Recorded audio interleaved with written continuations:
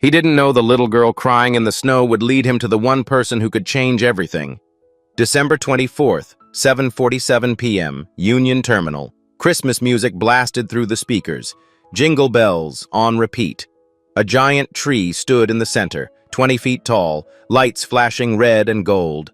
Families everywhere, hugging, laughing. A Santa volunteer handing out candy canes. Elijah Carter knelt on the cold floor. 17 years old, navy coat with 2 missing buttons, sneakers held together with duct tape. The little girl in front of him wore a red velvet dress, expensive looking. She clutched a torn, stuffed rabbit and sobbed. "I can't find my mommy." Elijah had $6.70 in his pocket. His entire Christmas budget. His bus, the last one to his grandmother's house, would leave in 18 minutes. He should walk away, but he couldn't. What happened next would change both their lives forever. But let's back up, because you need to understand who Elijah Carter was before that night. You need to know what he was risking. 3 years earlier, Elijah's parents died in a car accident.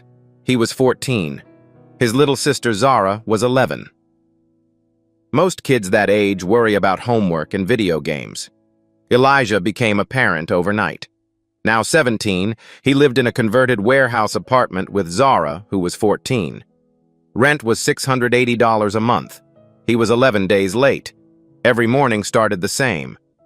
5:30 a.m. alarm. Make breakfast for Zara, pack her lunch, walk her to the bus stop, then school. Roosevelt High, 7:45 to 2:30, then work. Rosie's Diner, 3 o'clock to 7 o'clock p.m. Dishwasher, busboy, whatever Gloria needed. This week's paycheck? $143 after taxes. Do the math. It doesn't add up. Their grandmother, Miss Ruth, lived across town.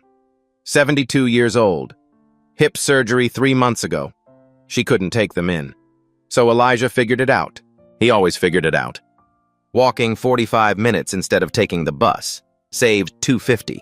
Eating crackers from the break room instead of his employee meal. Gave that meal to the homeless man outside. Wearing the same coat for 3 winters. Navy blue. Missing 2 buttons now. His sneakers had a hole in the sole. He covered it with duct tape. That morning, Christmas Eve morning, Roosevelt High was decorated. Small tree in the lobby, kids exchanging gifts. "What did your parents get you?" one girl asked another. "AirPods, and we're going skiing in Aspen." Elijah sat alone in the corner, ate his sandwich, did his homework. A classmate stopped by his table. "Hey, Elijah, what's your family doing tonight?" He looked up, forced a smile. "Dinner with my grandma. Normal stuff." "Oh, that's nice." That tone, that pitying tone, he hated it. She walked away. Elijah went back to his homework. He had a calculus test after break. Couldn't afford to fail. No time to study at home. Too busy taking care of Zara. That afternoon, his shift at Rosie's Diner started at 3. The diner was decorated too. Lights twinkling around the windows, fake wreath on the door. Radio playing "I'll Be Home for Christmas." Every lyric felt like a knife. A family of 4 came in, parents and 2 kids.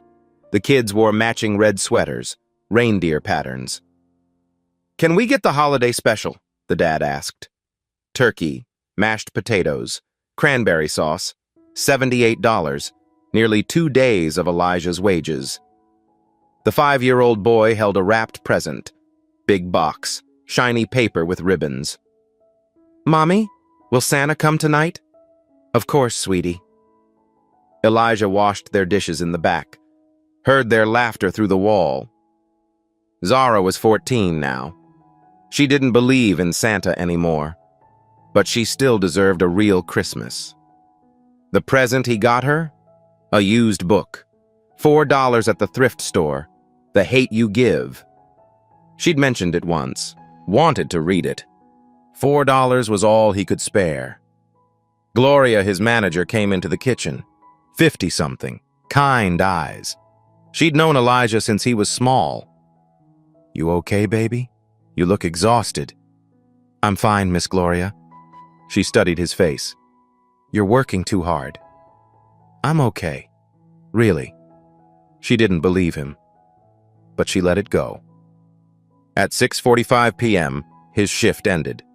Gloria handed him his tips, $16.70. He'd walked to work that morning, saved the bus fare. Now he had $21.70 total. $15 went into the envelope for rent, hidden under his mattress at home. That left $6.70. He'd planned to buy Miss Ruth her favorite lavender hand cream. $3.50 at the drugstore. That would leave $3.20 for emergencies. The plan was simple. Catch the 8:15 bus to Riverside, 40-minute ride to Grandma's house. She'd been talking about tonight for weeks. Their tradition, the only one left from before.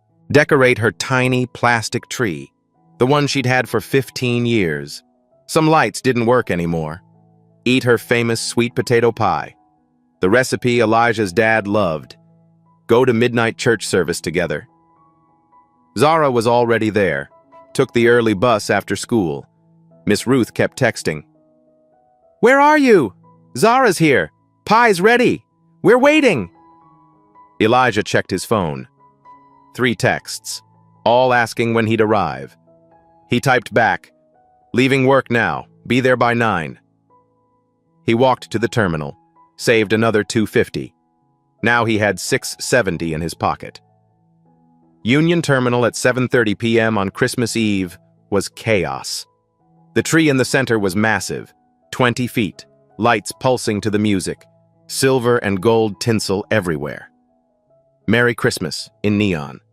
Starbucks had a line out the door, red holiday cups, whipped cream, cinnamon smell. Families pulling suitcases. Everyone in thick winter coats. Canada Goose, North Face, Patagonia. Elijah walked through them in his coat with missing buttons. No one looked at him. He was invisible.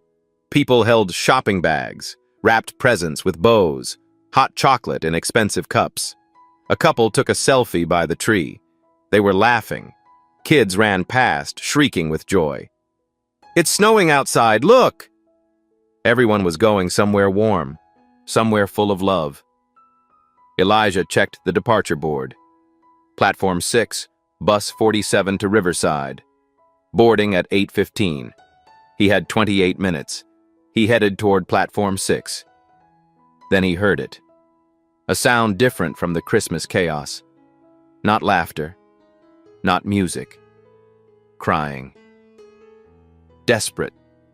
Terrified crying. He almost kept walking. He should have kept walking. But something made him stop. And when he turned around, he saw her. Most people were rushing past her.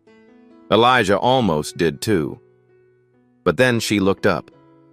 A little girl, 6 years old, blonde curls, red velvet dress. She sat on the floor between 2 plastic chairs near the coffee stand. Near the coffee, people stepped around her like she was part of the furniture.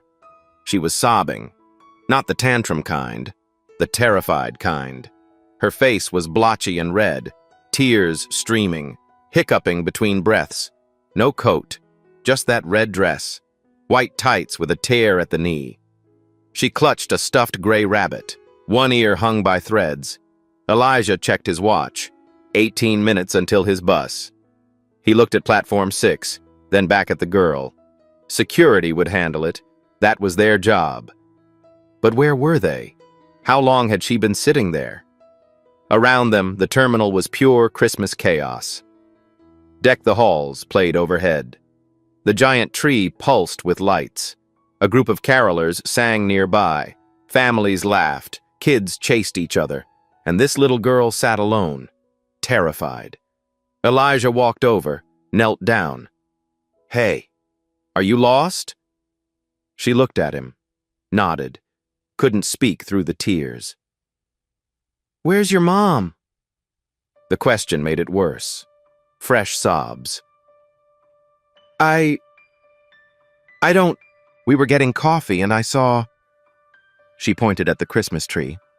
"I saw that and I ran to look, and when I came back she was gone." Her voice rose to a wail on the last word. Okay, it's okay." Elijah kept his voice calm.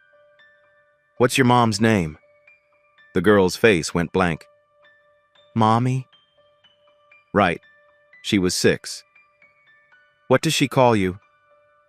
"Sophie." "Sophie. That's a pretty name." "I'm Elijah." Sophie wiped her nose with her hand. "Everyone keeps walking away." Elijah's chest tightened. He looked around. The coffee stand was 50 feet away, absolutely packed with people. A security guard walked past, moving fast. "Excuse me," Elijah called. The guard barely glanced over. "Information desk, main floor. They'll make an announcement." Then he disappeared into the crowd. Elijah checked his watch again. 16 minutes. The information desk was on the other side of the terminal. If he took Sophie there, waited for them to process everything, made sure someone responsible had her, he'd miss his bus. The next one wasn't until tomorrow morning. Christmas Day service was limited. Miss Ruth was waiting. The pie was ready. Zara kept texting. This was their one tradition, the only thing he'd kept alive from before. "Please don't leave me," Sophie whispered. Elijah looked at her. Really looked. Her dress had a small monogram on the collar. SV looked expensive. Her shoes were patent leather, shiny. Everything about her said money. But right now she was just a scared little girl. He remembered being 7, getting separated from his mom at a county fair. That hollow terror, like the world had ended. Someone had found him, stayed with him, made him feel safe. Sophie's hand was ice cold. She was shivering. "What does your mom look like?" he asked. "She has brown hair and a black coat. And her phone. She always has her phone." Elijah's heart sank. That described half the women in this terminal. His phone buzzed. Text from Zara. "Where are you? Grandma keeps asking." The departure board flashed. Route 47 to Riverside. Boarding final call. Around them, Christmas went on. Silent Night started playing. A family walked past, arms full of presents. The kids were singing along to the music. Elijah took off his coat. It was the only one he had. Navy blue, missing buttons. But it was warm. He wrapped it around Sophie's shoulders. It swallowed her. Sleeves hung past her hands. "I'm not going anywhere," he said. "We're going to find your mom." Sophie looked up at him. First small smile. "Promise?" "Promise." She took his hand, held tight. Now Elijah stood in just his thin work shirt. The terminal was cold, but Sophie had stopped shivering. "Okay, Sophie, we're a team now. Teams don't give up." She nodded, wiped her face with his coat sleeve. He looked toward the VIP lounge area. Roped off, security guard at the door. Sophie had pointed that direction earlier, said she thought they came from there. Strange. That was for business class travelers. Executives. VIPs. As they started walking, a woman in a black pantsuit rushed past. She had an earpiece, talking urgently into a phone. "No, I'm telling you, she's not in the lounge. We've checked everywhere. Mrs. V is..." She moved out of earshot. Elijah filed it away. Didn't think much of it. His phone buzzed again. Zara. Just question marks this time. He silenced it. Put it in his pocket.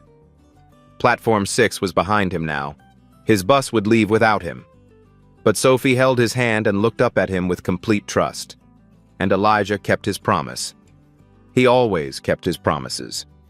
What he didn't know was that this promise would change everything. Elijah had no idea that every choice he made in the next 30 minutes was being watched. They started at the coffee stand. The barista was a teenage girl, maybe 16, stressed, moving fast. "Excuse me," Elijah said. Did you see this little girl's mom? She was here buying hot chocolate. The girl barely looked up. We get hundreds of customers. I can't track everyone. Try lost and found. She turned away before he could ask more. Sophie's lip trembled, starting to cry again. Elijah knelt down, eye level. Hey, look at me. We're a team, remember? Teams don't give up. She nodded, wiped her eyes with his coat sleeve. What was your mom buying? He asked. Hot chocolate, for me, with extra marshmallows. Good. What else do you remember? Sophie closed her eyes, thinking hard. There was Christmas music, and she was talking on her phone. She sounded worried. Elijah stood, looked around. The terminal was massive. 3 floors, dozens of platforms, thousands of people. How do you find one woman in this? Come on, he said. Let's try the information desk. They walked through the crowd. Elijah held Sophie's hand tight. They passed a toy store window. Designer dollhouse. Twinkling lights. $500 price tag. Sophie stopped. Stared. Mommy promised to buy me that house, she whispered. Elijah's throat tightened. Zara had never had a dollhouse. She'd never complained. We'll find her, he said. I promise. The information desk had a long line. At least 30 people, holiday travelers, complaints, questions, confusion. Sophie looked at the line. That's going to take forever. She was right.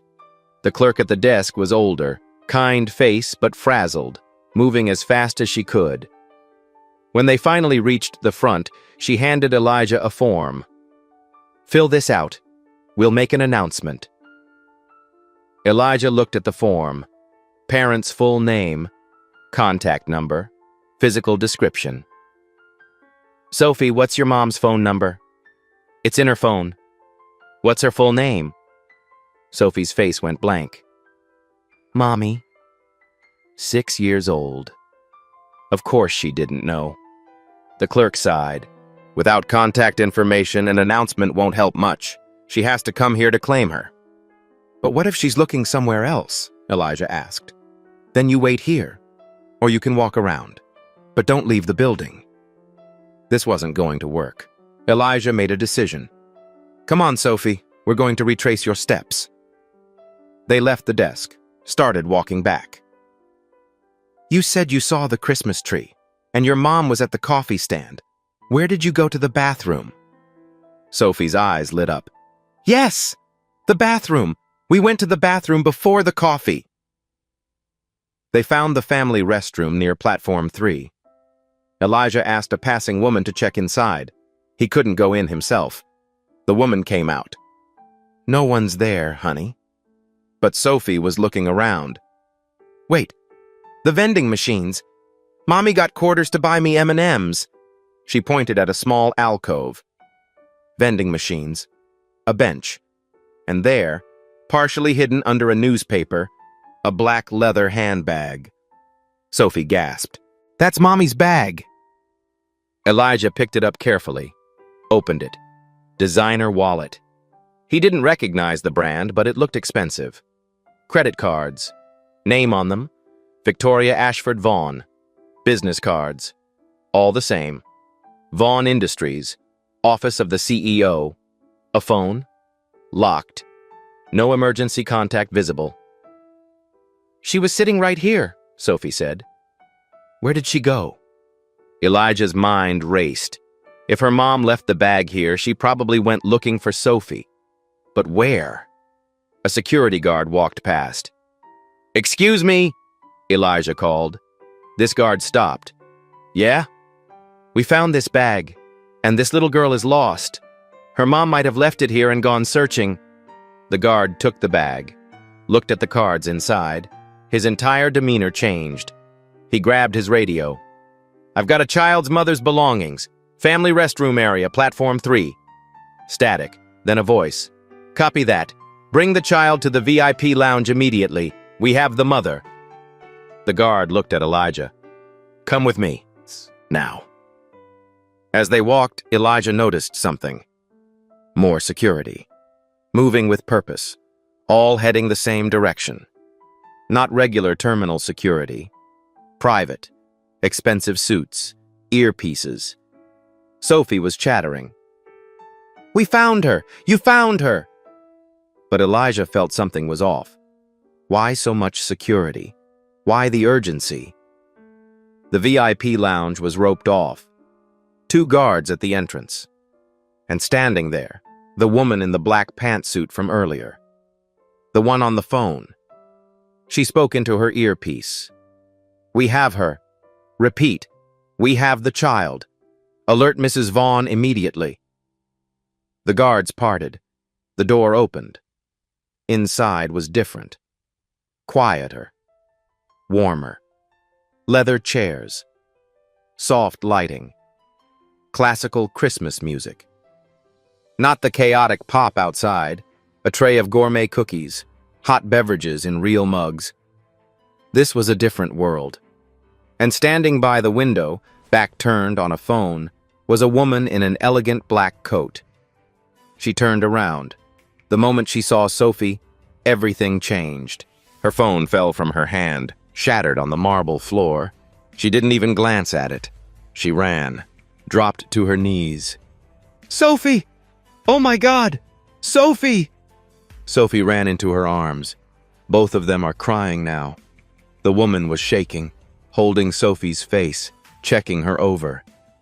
"Are you okay? Are you hurt? They've been looking everywhere, I thought." She couldn't finish, just held Sophie tight. "I'm okay, Mommy. This boy helped me. He promised he wouldn't leave." The woman looked up. Her eyes met Elijah's. She was maybe late 30s, composed, expensive everything. Hair perfect even now, but her eyes were red from crying. She studied Elijah, took in his thin work shirt, no coat, duct-taped sneakers, the way he stood, uncertain, out of place. Sophie was still wearing his coat, wrapped around her like a blanket. "You found my daughter," the woman said. It wasn't a question. She was by the coffee stand, alone. Elijah's voice was quiet. "I just wanted to make sure she was safe." The woman stood slowly, still holding Sophie's hand. "How long were you with her?" Elijah checked his watch. "About 40 minutes. The woman in the pantsuit stepped forward.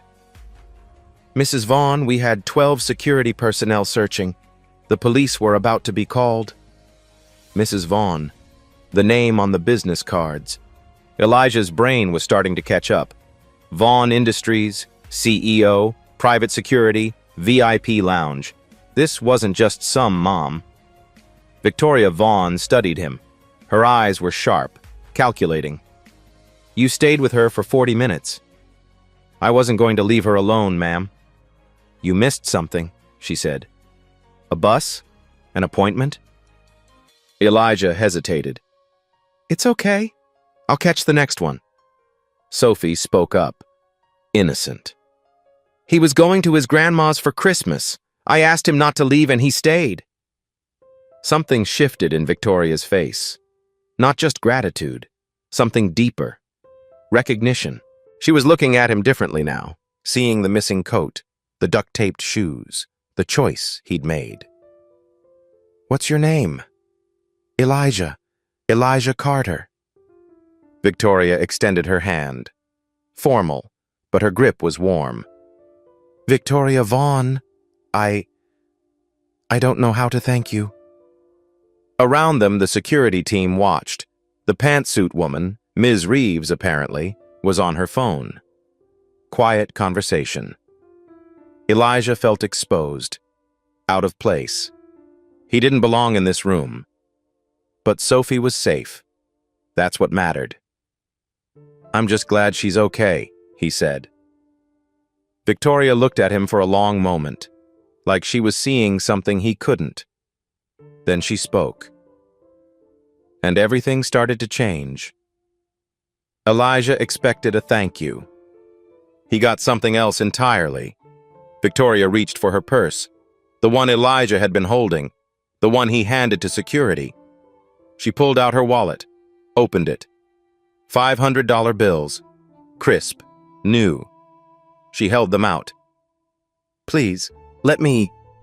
This isn't enough, but at least for your bus fare, for your time. Elijah stepped back, reflexive. No, ma'am. I didn't do it for money. Victoria paused, studied him again. Ms. Reeves, the woman in the pantsuit, stepped forward. Mrs. Vaughn, perhaps we could arrange a car service? Then let me do that, Victoria said, still looking at Elijah. Let me pay for a car, to take you wherever you need to go. It's the least. Really, I'm okay. Elijah's voice was gentle but firm. The buses are still running. I'm just glad Sophie's safe. Around them, the security team watched, surprised. People didn't say no to Victoria Vaughn. Sophie was looking up at Elijah. His coat was still wrapped around her shoulders. Mommy, it's cold outside. He gave me his jacket. Victoria's eyes widened slightly. She looked at Elijah properly for the first time. No coat, just a thin work shirt, still damp from melted snow. She could see him shivering, trying to hide it. You gave her your coat. She was freezing. Victoria's expression changed, understanding something deeper. This wasn't just about finding her daughter. This was about sacrifice. How old are you, Elijah? 17, ma'am? You're in high school. Yes, ma'am. Victoria was quiet for a moment, thinking. Then she reached into her purse again. Not for money this time. She pulled out a business card, heavy cardstock, embossed lettering. She turned it over, wrote something on the back with an expensive pen. Elijah, I respect that you don't want payment, but please. She held out the card. If you ever need anything, a reference for a job, help with school, anything at all, call this number. It's my direct line. Elijah took the card, read it. Victoria Ashford Vaughn, Chief Executive Officer, Vaughn Industries. On the back, in elegant handwriting, personal cell and a number. He didn't recognize the company name. Meant nothing to him. But he nodded. Polite. Thank you, ma'am. He put it in his pocket. Sophie suddenly hugged him, tight, around his waist. Thank you for being my friend. Elijah's first real smile. Genuine. You're welcome, Sophie. Merry Christmas. Victoria watched this. Her expression is unreadable. As Elijah turned to leave, she spoke. Elijah? He turned back. You have a good heart. Her voice was different now, softer. Don't let the world take that from you. It was said with weight, like she knew something he didn't, like a warning. Elijah nodded, didn't know what to say to that. He walked to the door. The security guard opened it, one step, from warmth to chaos. The VIP lounge door closed behind him. He was back in the terminal. The noise hit him like a wall, Christmas music blaring, people rushing, cold air from the entrance. He checked his watch. 8:47 p.m. The 8:15 bus was long gone. He pulled out his phone. 7 missed texts. Zara. Miss Ruth. He started typing. Sorry, got held up. Catching the morning bus. Tell Grandma I love her. His finger hovered over send. He didn't send it yet. Just stood there. In his thin shirt. In the cold terminal. Around him, families boarded trains. Carolers sang, We Wish You a Merry Christmas. The hot chocolate stand was still busy. Everyone is going somewhere warm, somewhere full of love. Elijah was alone again. He looked at the business card in his hand. Chief Executive Officer, Vaughn Industries.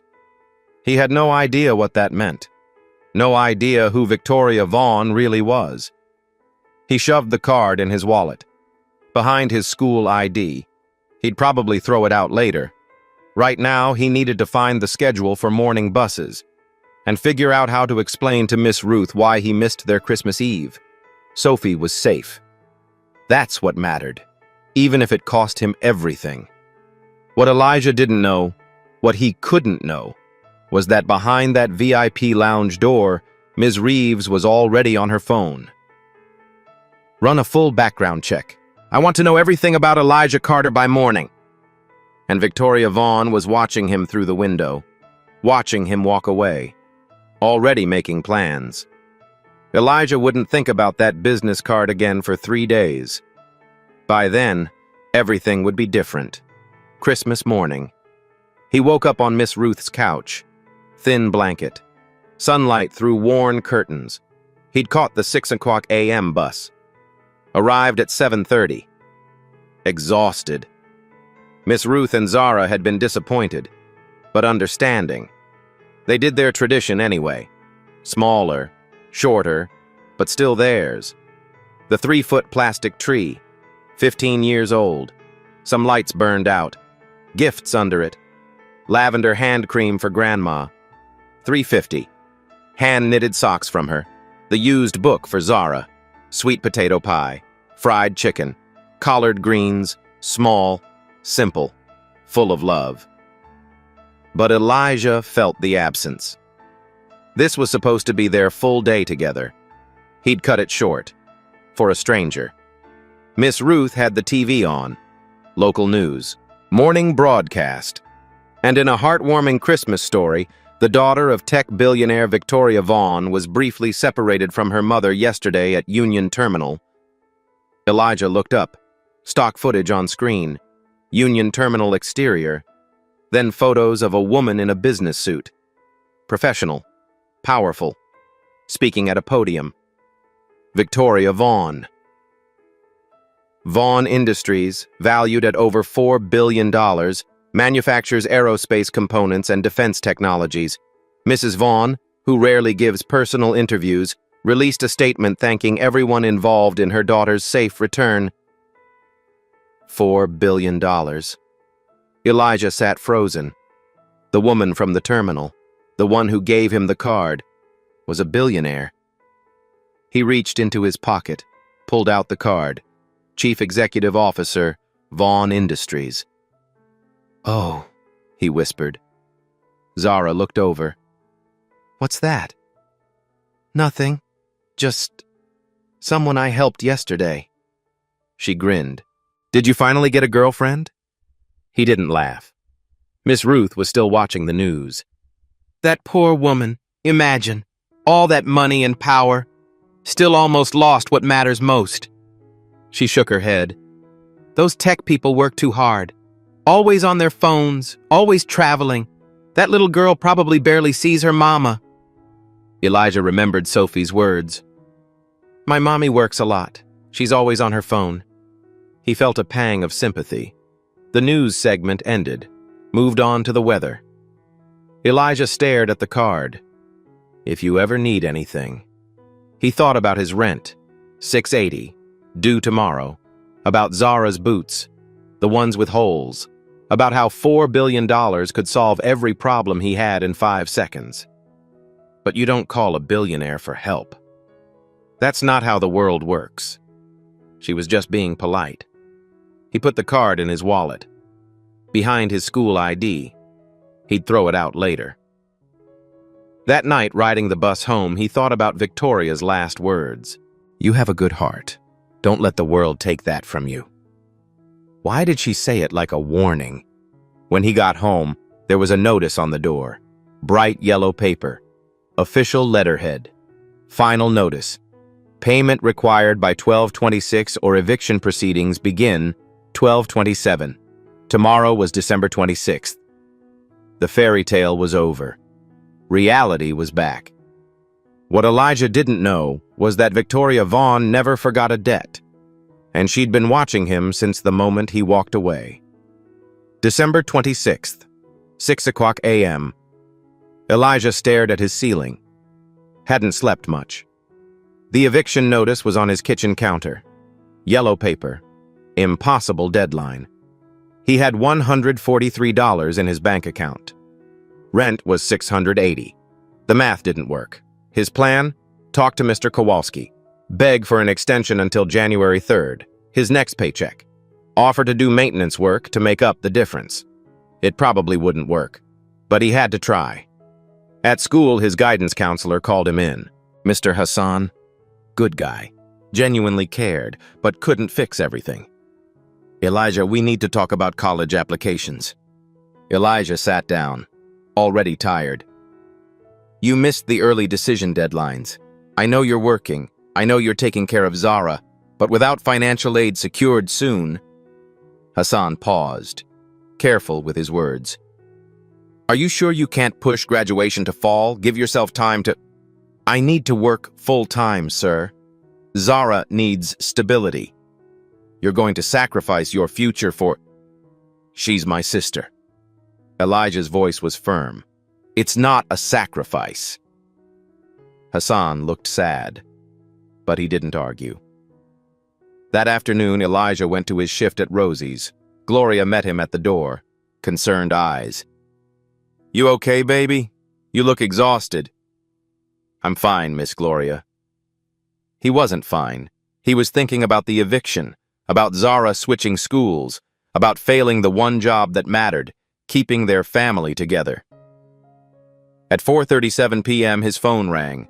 Unknown number. He ignored it, couldn't answer during his shift. It rang again immediately. Gloria waved him toward the back. Answer it, honey. Might be important. Elijah stepped into the kitchen. Hello? Professional woman's voice. Am I speaking with Elijah Carter? Yes. Mr. Carter, this is Patricia Reeves. We met briefly on Christmas Eve at Union Terminal. I'm Chief of Staff for Mrs. Victoria Vaughn. Elijah's heart jumped. Is Sophie okay? A pause, then warmth in her voice. Sophie is fine. Mrs. Vaughn would like to speak with you. Are you available this evening? I work until 7. We can send a car to pick you up after your shift. Mrs. Vaughn is in the city for business. She'd like to meet in person. Elijah's mind raced. About what? She'll explain everything. Will you come?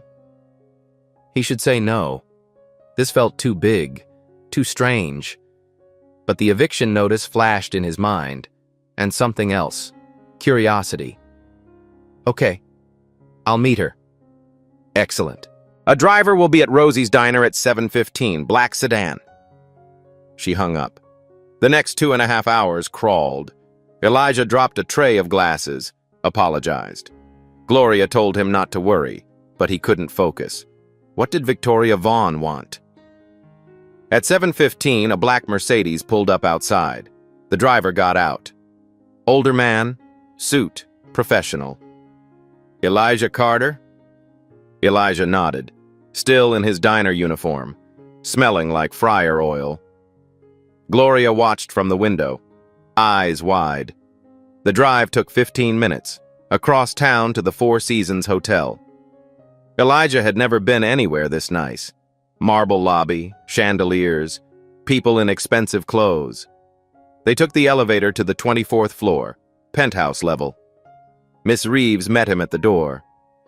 Mr. Carter, thank you for coming. The suite was massive, floor-to-ceiling windows, city lights below, modern furniture, conference table with laptops. This wasn't a personal visit. This was business. Victoria stood by the window, on a phone call. She gestured for him to sit. Sophie was in the corner, pajamas, iPad. It was after 8 p.m. She saw Elijah, lit up. Elijah! She ran over, hugged him. He smiled despite his nerves. Hey, Sophie. Victoria ended her call, turned around. Business attire, hair perfect. This was CEO Victoria, not the crying mother from Christmas Eve. Elijah, thank you for coming. I'm sure you're wondering why. Yes, ma'am. She sat across from him, direct eye contact. I'm going to be direct because I respect your time. I looked into you. Elijah tensed. You looked into me? Yes. I had my team run a background check. I know about your parents. I know about your sister, your grandmother. I know you're 17, working full-time hours while in high school. I know you're 3 days from being evicted. Heat flooded Elijah's face. Humiliation. Anger. Why would you... Victoria held up a hand. Not unkind. Because you had every reason to walk away from my daughter. You were broke, exhausted, had your own family emergency, and you stayed anyway. That tells me something about your character that I value. Elijah didn't know what to say. Victoria continued. I didn't become successful by ignoring talent when I see it. What you did on Christmas Eve, the decision-making, the resourcefulness, the integrity, those aren't common traits. I just helped a kid. You sacrificed your own needs for a stranger, without hesitation, without expectation of reward. Do you understand how rare that is? Ms. Reeves spoke up. Mrs. Vaughn receives hundreds of requests for help every week, people who feel entitled to her resources. You refused money, twice. Victoria leaned forward. I'm not here to give you charity, Elijah. I'm here to offer you an opportunity. She slid a folder across the table. Elijah opened it, hands shaking. Inside, a scholarship letter. MIT logo at the top. Full tuition, 4 years. A stipend agreement. $2,000 per month for living expenses. Documentation about a boarding school. Riverside Academy. Full scholarship for Zara. A caretaker program for Miss Ruth. In-home health aid. Fully funded. Elijah stared. The words wouldn't process. I don't understand. There's one condition, Victoria said. Elijah looked up, waiting for the catch. You work for me. Part-time during school. Full-time in summers. I'm starting a new division at Vaughn Industries. Social impact technology. I need someone who understands what it means to be overlooked, to fight for survival, to make impossible choices. Someone with integrity. Elijah's brain was short-circuiting. You're offering me a job? At your company? I'm offering you a future. MIT is one of the best engineering schools in the world. You'll graduate with zero debt, real-world experience at a Fortune 500 company, and connections that will set you up for life. Why me? Victoria's expression softened, just slightly. Because 10 years ago, someone gave me an opportunity I didn't deserve yet. A mentor who saw something in me and took a risk. I've been looking for the right person to pay that forward to. She paused. And on Christmas Eve, you walked into my life. Sophie climbed onto Victoria's lap. Mommy says you're going to work with us now. Victoria smiled. If Elijah says yes. Then to Elijah, I don't make offers like this often, but when I commit to someone, I commit fully. You kept my daughter safe. Now let me help keep your family safe. Elijah stared at the folder. MIT. Zara was taken care of. Miss Ruth with support. His entire future. Rewritten in one meeting. I need to think about it. Victoria nodded. Respected that. Of course. But Elijah, your rent is due in 9 hours. Whatever you decide, let me at least handle that. As a thank you. No strings. She slid a check across the table. $5,000. Considerate payment for the 40 minutes you spent protecting the most important person in my world. Elijah walked out of that hotel with a check in his pocket and a choice that would define his entire life. 9:47 p.m. He left the Four Seasons, declined the car service, needed to walk, to think. The check was folded in his pocket, $5,000. The folder was under his arm. MIT, his entire future in 20 pages. Snow fell softly. The city was quiet. His mind was chaos. 3 blocks away, he found a bench in a small park. Sat down, pulled out his phone, called Miss Ruth. FaceTime. She answered. Zara is visible in the background. Baby, where are you? It's almost 10. Grandma, something happened. He told them everything. The meeting, the offer, the check. Silence. Then Miss Ruth's voice, thick with emotion. Read me that scholarship letter again. Elijah did. Slowly. Every word. Miss Ruth started crying. She never cried. MIT? Baby, that's... Your daddy would have... She couldn't finish. Zara grabbed the phone. Elijah, are you serious? Pure excitement. No hesitation. But you'd have to go to boarding school. I wouldn't be there. Elijah, I'm 14. I'm not a baby. If you don't take this because of me, I'll literally never forgive you. Her voice cracked. You've been taking care of me for 3 years. Go to MIT. I'll be fine. Pause. Just visit on weekends sometimes? Miss Ruth took the phone back, face close to camera, serious. Elijah Carter, you listen to me. You've been carrying this family since you were 14. You think I don't see it? You think I don't know what you've sacrificed? But, no buts. You are 17 years old. You should be worrying about prom, not rent checks. This is a miracle, baby. We don't question miracles. Elijah's vision blurred. I'm scared. Good. That means you're paying attention. Now go back and say yes. They hung up. His phone rang again. Unknown number. Hello? Elijah, it's Gloria. Miss Gloria. Ms. Reeves called me 2 days ago. Character reference. Baby, is this real? I think so. Then you take it. You hear me? This is your chance. Don't let fear steal your future. They said goodbye. Elijah stood, started walking back. He made his decision. The front desk called up to the suite. Is it too late? Can I speak with Mrs. Vaughn again? Ms. Reeves. She's been waiting. Back in the suite, almost 11 p.m. Victoria at the conference table, laptop open, still working. Sophie asleep on the couch. Victoria looked up. You came back. I want to say yes, but I need to understand something first. Victoria closed her laptop. Full attention. Ask me anything. Why are you really doing this? You're a businesswoman. This is a huge investment.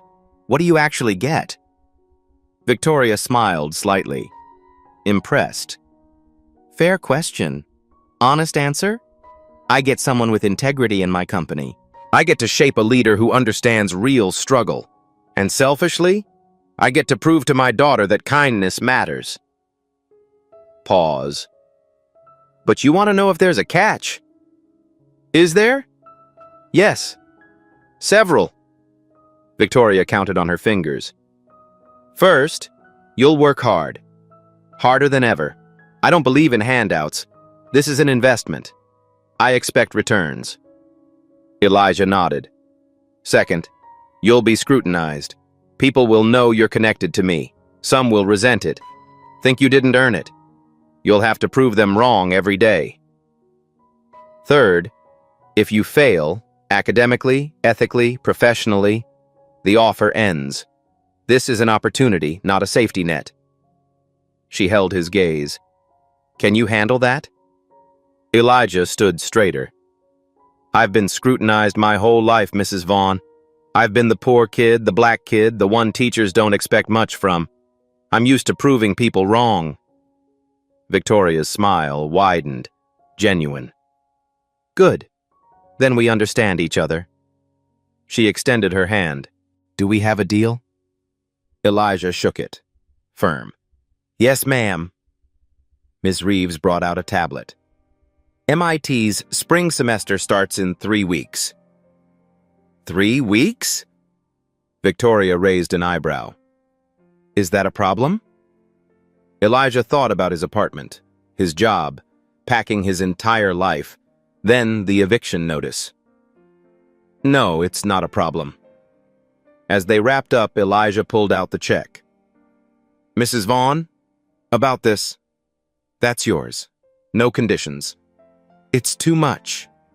It's exactly what you need, plus moving expenses, signing bonus. Elijah's hands shook holding it. Thank you. I don't have words. Victoria's voice softened. You don't need words, Elijah. You already showed me who you are. Now go show the world.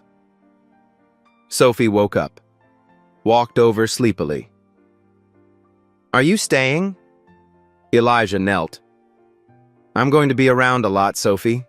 Your mom gave me a job. Sophie's eyes went wide. Really? So we're friends forever? Elijah laughed. Actually laughed. Yeah, friends forever. She hugged him, whispered, I told Mommy you were magic. Elijah walked out for the second time that night, but everything was different. Same snow, same city, same Elijah, but the weight on his shoulders, gone. For the first time in 3 years, he could breathe. He texted Zara, I did it. We're going to be okay. Her response was immediate. We're going to Emma. For the first time since his parents died, Elijah cried, not from fear, from relief. Around him, the city lights twinkled. Christmas decorations are still glowing. The world continues its celebration. And finally, Elijah was invited to join. What happened next wasn't just about one boy's life changing. It was about what happened when kindness became contagious. January. The immediate changes: Elijah's apartment. Rent paid in full. Lease broken amicably. Mr. Kowalski helped him pack. You're a good kid, Elijah. I always knew you'd make something of yourself. Elijah left him a $200 tip, all he could spare from the signing bonus. Zara moved to Riverside Academy, prestigious boarding school, full scholarship. First FaceTime from her dorm. Elijah, my roommate's dad is a senator. This is insane. Scared, but excited. Miss Ruth got her in-home health aide, Marcy, 3 days a week. This woman made me lunch today. Lunch. I haven't had someone cook for me in 20 years.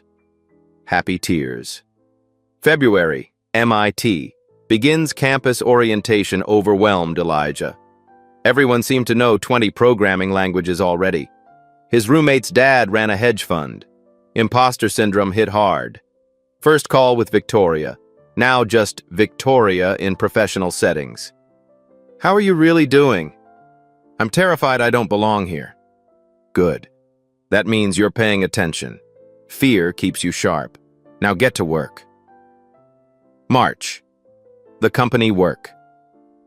Elijah's role at Vaughn Industries, social impact technology intern. Remote.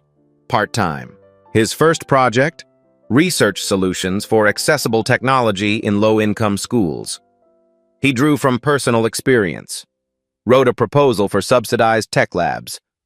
Victoria read it, called him. This is good. Let's implement it. Find 5 schools to pilot. Wait, actually implement it? That's what you're here for. Make it happen. April. First school pilot, Roosevelt High. Elijah's old school, chosen first. Vaughn Industries donated 30 laptops, software licenses, tech training for teachers. Mr. Hassan, the guidance counselor, called. You did this? For us? Someone gave me a shot. Now I'm giving other kids the same chance. Local news covered it. Tech giant partners with local students to bridge digital divide. Elijah's photo in the paper. Uncomfortable, but proud. May. The ripple effect. Other companies reached out, wanted to replicate the model. Elijah was asked to speak at a tech conference. 17 years old, terrified. He did it anyway. His quote, "A year ago, I was 3 days from eviction. Now I'm helping design programs for millions of kids. That didn't happen because I'm special. It happened because one person saw potential and took a risk. Summer. Full-time work. Elijah at Vaughn Industries HQ. Boston office. Met engineering teams. Shadowed executives. One meeting. Aerospace contracts. A VP dismissed a junior engineer's idea. Elijah spoke up, quietly. Actually, that idea has merit. What if we approached it from... He sketched on the whiteboard. The room went quiet. Victoria from the corner. Explain that. He did. Clearly. Confidently. The VP nodded. Let's explore that. After the meeting, Victoria pulled him aside. You held your own in there. Well done. September. 1 year later. The anniversary of Christmas Eve. Elijah in his second year at MIT. Thriving. Vaughn Industries' social impact division had expanded. 50 schools with tech labs, 1,200 students with laptops, 25 scholarships for low-income STEM students. Elijah was the public face of the program. The media coverage. Boston Globe. Feature. From busboy to boardrooms. How one act of kindness sparked a movement. The story detailed everything. Elijah's background, the Christmas Eve encounter, Victoria's decision, the ripple effect. Reader comments poured in. This is what corporate responsibility should look like. That kid is going to change the world. We need more Victorias and more Elijahs. The community response. At Roosevelt High, students now had college prep resources Elijah helped design. 3 students from his graduating class got tech scholarships because of his program. Damon, a former classmate, texted, "Bro, I got into Georgia Tech because of the coding camp your program funded. I owe you everything." Elijah texted back, "You don't owe me, pay it forward." Rosie's Diner. Gloria framed the Boston Globe article, hung it by the register. Customers asked, "That's the kid who used to work here?" "That's our Elijah," Gloria said proudly. The diner saw increased business. People wanted to eat where the miracle kid worked. Gloria used the extra income to give her staff raises. Sophie's Impact Sophie, now 7, started a kindness club at her private school. Inspired by Elijah's story, kids pledged one kind act per week. They raised $10,000 for local homeless shelters. Sophie FaceTimed Elijah. "Look, I'm being like you." Elijah grinned. "You're doing better than me, Sophie." The scale. What started with one boy helping one girl had now touched thousands of lives. 50 schools, 1,200 students, 25 futures changed. And it was still growing. Because kindness multiplies. Always. But the real test came 1 year later, on another snowy Christmas Eve. December 24th, Union Terminal, 7:30 p.m. Elijah was back. Same 20-foot Christmas tree, same lights flashing, same jingle bells playing. But Elijah was different. New North Face coat, waterproof boots, confident stride. He was catching a train to Boston. Victoria invited him and Zara for Christmas with her and Sophie. Ticket ready. Platform 8, 40 minutes until departure. As he walked through the crowd, he saw her. Teenage girl, 15 maybe, Latina, exhausted, crying toddler in a stroller, screaming, inconsolable. The girl panicked, phone to ear. "Come on, pick up!" No answer. People rushed past. No one stopped. Elijah checked his watch. 40 minutes. He could keep walking. Get to Boston. Perfect Christmas. But he remembered Victoria's words. "Don't let the world take that from you." He remembered Sophie's terrified face. He walked over. "Hey, are you okay?" The girl looked up, suspicious. "I'm fine." "You don't look fine. Can I help?" She broke. "My mom's in the hospital, Hartford. I missed my bus. My brother won't stop crying. I don't know what to do." Elijah saw himself a year ago. "Okay, Let's get your brother settled. The family room is over there. Do you have diapers? She nodded, dazed. He helped her to the family room, bought snacks from the vending machine, crackers, juice boxes, didn't hesitate. When she came out, he handed them over. For your brother. She started crying. Thank you. Elijah pulled out his wallet, his business card. Elijah Carter, Social Impact Coordinator, Vaughn Industries. Wrote his cell number on the back. Text me when you get to Hartford. And if you ever need help, job reference, scholarship recommendation, anything, call me. She stared at the card. Why are you helping me? Elijah smiled. Because someone helped me when I needed it most. Now it's my turn. He checked the bus schedule, found the next Hartford bus, bought her ticket, $47, didn't think twice, walked her to the platform, made sure she was settled. I don't even know your name, she said. Elijah. I'm Rosa. I won't forget this. Just pay it forward, that's all I ask. Elijah made his train, 5 minutes to spare. Texted Victoria. Running late, helped someone. Her response, of course you did, proud of you. Boston's South Station. Victoria and Sophie are waiting. Sophie ran and hugged him. Victoria shook his hand. Merry Christmas, Elijah. Merry Christmas, Victoria. They walked out together, started snowing. Sophie grabbed both their hands. Victoria glanced at Elijah. You did it again? He shrugged. It was nothing. It's never nothing. The three disappeared into the snowy night, a family created by kindness. Behind them, Rosa boarded her bus. She'd helped someone in 5 years. That person would help another. One act of kindness, infinite consequences. This isn't just Elijah's story. It's a reminder that we all have the power to change someone's life. Maybe you won't meet a billionaire. Maybe your act of kindness won't lead to MIT or a dream job. But that's not the point.